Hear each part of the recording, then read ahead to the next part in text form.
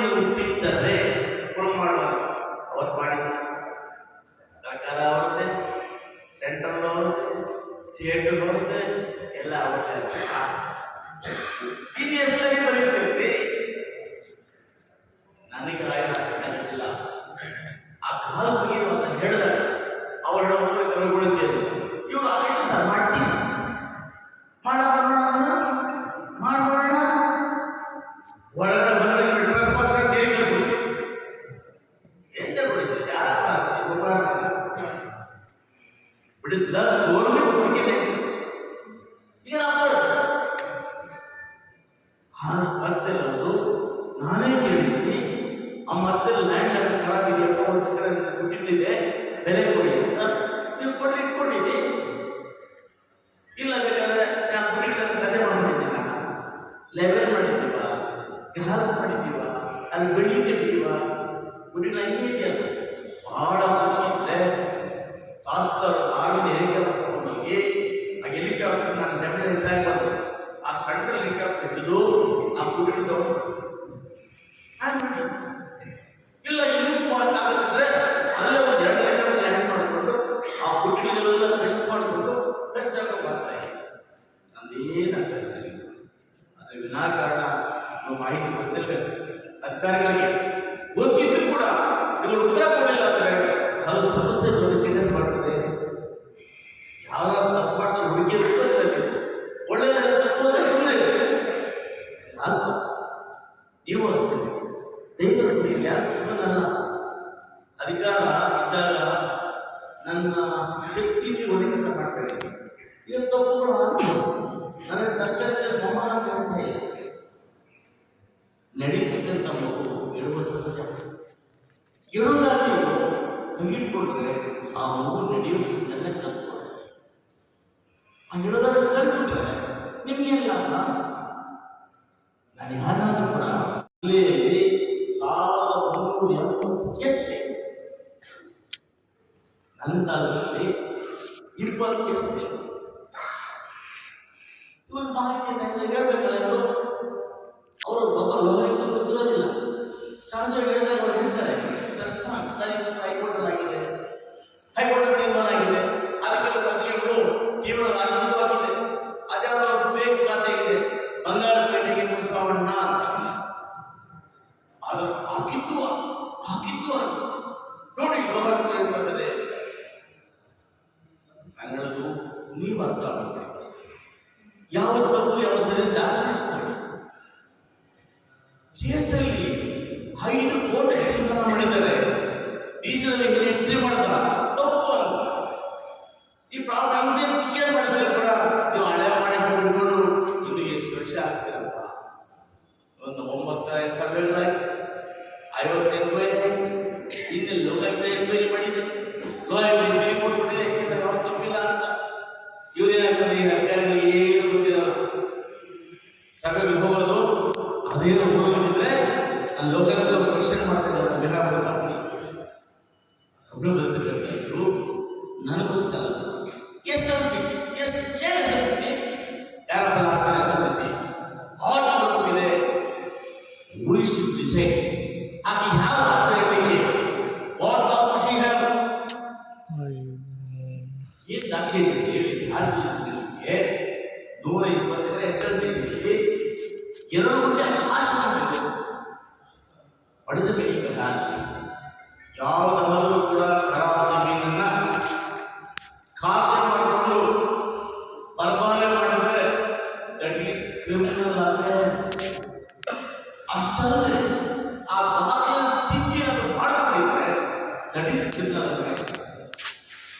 ನಾವು ಖಾತೆ ಮಾಡ್ಕೊಂಡಿಲ್ಲ, ನಮ್ಮ ಹೆಸರು ಖಾತೆ ಇಲ್ಲ, ಪಾಣಿ ಮಾಡ್ಕೊಂಡಿಲ್ಲ, ಯಾರ ಬರಲಿ SLCT ಅದನ್ನ ಯಾವ ಕೆಲಸ ಮಾಡಿ ಪತ್ರಕರ್ತ ಮುಂದೆ ತೋರಿಸೋದು ಹೆಸರು ಆಚೆ ಹೆಸರು ತೋರಿಸ್ಲಿ. ಕಾನೂನು ಏನು ಕರೆಕ್ಟಾಗಿ ಕೊಡಿಸ್ಬೇಕು. ಒಂದು 10 ಕೋಟಿ ಹಾಕಿದ್ರೆ ಅಪ್ಪ ಕ್ವಿಕ್ಲಿ ಗೊತ್ತಾಗುತ್ತೆ. ಅದು ನೋಡಿದ್ರು SLCT ನೋಡಿ ಅದು ಪಾಪ ಯಾರೋ ತಗೊಂಡ್ರು ವಯೋಲೇನ ಆಗ್ತಿದೆ. ಸಮಸ್ಯೆ ಇದೆಯಾ?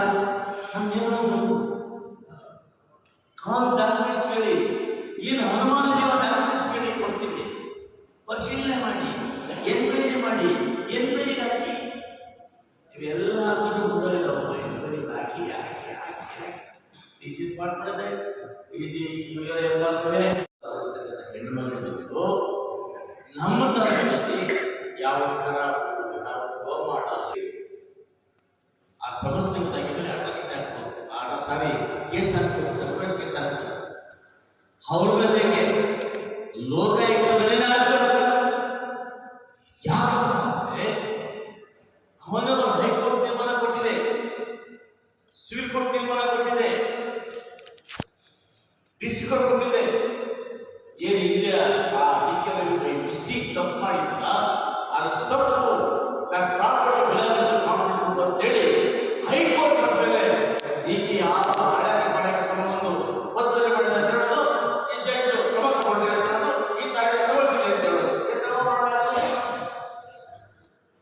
That property not belongs to us at all. That property not belongs to the government. Again the same. ನೀವು ಬುದ್ಧಿ ಪಡೆದ ನನಗೆ ಮತ್ತೆ ಮಾಹಿತಿ ಇಲ್ಲ ಹೇಳಬೇಕು ಅಂತ ಗೊತ್ತಿರಲ್ಲ. ಅವರೇನೋ ಹೆಣ್ಮಕ್ಳು ದೂರಕ್ಕೆ ತಗೊಳ್ಳೋದಂತೆ, ಸರಿ ಆ ಹೆಣ್ಮಕ್ಳು ಹೊಗಳೋದು ಅದು ಲೋಕಾಯುಕ್ತ ಕರ್ತವ್ಯ ಅಲ್ಲ. ದೂರ ಬಂದಾಗ ಹೌದಪ್ಪ, ಕಾಲದ ಮೇಲೆ 20 ವರ್ಷದ ಹೇಳ್ತಾ ಇದ್ದೀವಿ, ಇದೇ ಯಶವಂತ ಸ್ವಾಮಿ 5 ವರ್ಷ ಸರ್ಕಾರ ಇತ್ತು, ಸೆಂಟ್ರಲ್ ಗೌರ್ಮೆಂಟ್ ಅವ್ರದ್ದೇ, ಸ್ಟೇಟ್ ಗೌರ್ಮೆಂಟ್ ಅವ್ರದ್ದೇ, ಅವ್ರದ್ದೇ ತಹಸೀಲ್ದಾರು, ಅವ್ರದ್ದೇ ಡಿ ಸಿ, ಅವ್ರದ್ದೇ ರಂಗನಾಥ್ ಪ್ರಸಾದ್. ಎಷ್ಟು ಎನ್ಕ್ವೈರಿ ಮಾಡಿಸಿದ್ದಪ್ಪ, 9 ಬಾರಿ ಸರ್ವೆ ಆಗಿದ್ದೀವಿ.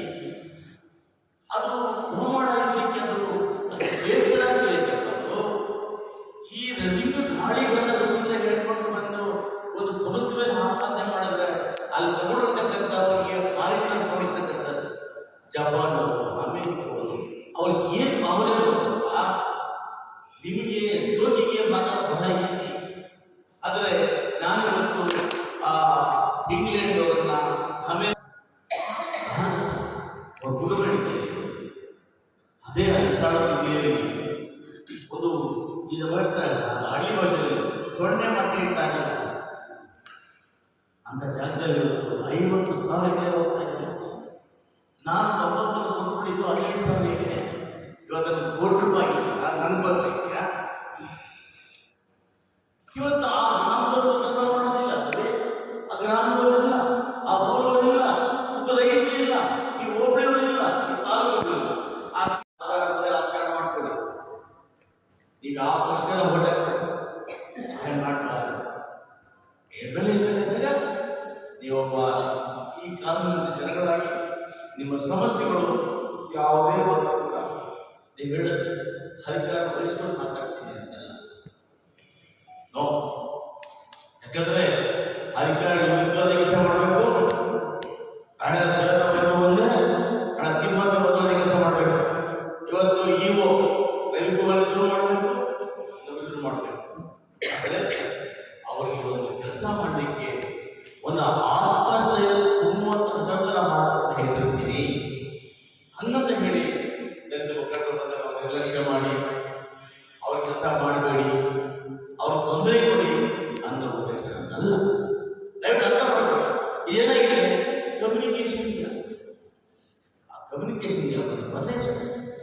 ಇವತ್ತು ನೀವು ಹೇಳ್ತೇನೆ, ಎಲ್ಲ ಅಧಿಕಾರಿಗಳಿದ್ದೀರಿ, ನೀವು ಬಂದ ಸಮಸ್ಯೆಗಳಿಗೆ ಸ್ಪಂದಿಸಿ ಕೆಲಸ ಮಾಡಿ. ಇವತ್ತು ಯಾರು ಕೂಡ ಅವ್ರ ಸಮಸ್ಯೆಗಳು ವೆಂಕಟೇಶ್ ಆಗ್ಬೋದು, ಆನಂದ್ ಆಗ್ಬೋದು, ನಮ್ಮ ರಾಮಚಂದ್ರಪ್ಪ ಆಗ್ಬೋದು, ಈ ಕಡೆ ಸುಭಾಷ್ ಆಗ್ಬೋದು, ಇವರೆಲ್ಲ ಕೂಡ ಅವ್ರ ಸ್ವಂತ ಸಮಸ್ಯೆಗಳು ಹೇಳಿಲ್ಲ. ಕಣ್ಣು ಮುಂದೆ ಒಂದು ಜಮೀನು ಹೋಗ್ತಾ ಇರ್ಬೇಕಾದ್ರೆ ಪರಿಶೀಲನೆ ಮಾಡಿ ಕಷ್ಟ ಒಂದು ಸ್ಟೇ ಹಾಕಿ ಆ ಒಂದು ಕೋರ್ಟಲ್ಲಿದೆ. ಯಾಕೆ ಇನ್ನು ಕಥೆಗೆ ಒಂದು ಅಪಡಾಯಲ್ಲಿ ಅವನ ಡ್ಯೂಟಿ ಏನು? ನೀವು ಬರೀ ಕಾಯ್ದಾರ ಕೊಡೋದು, ಕೂತ್ಕೊಳ್ಳೋದು, ತಂದ್ಕೊಳ್ಳೋದು ಹೋಗೋದಲ್ಲ. ಇಂಥ ಸಾಲು ವಿಷಯಗಳು ಕೂಡ ಸಾಲು ಮಾಡಬೇಕು. ಸಾಧ್ಯವಾಗಿದೆ ನಿಮ್ಮ ಕೈಯಲ್ಲಿ ನನಗೆ ಗಮನ ತರಬೇಕು. ನನ್ನ ವಾರಕ್ಕೆ 2 ದಿವಸ ಕೊಡ್ತೀನಿ.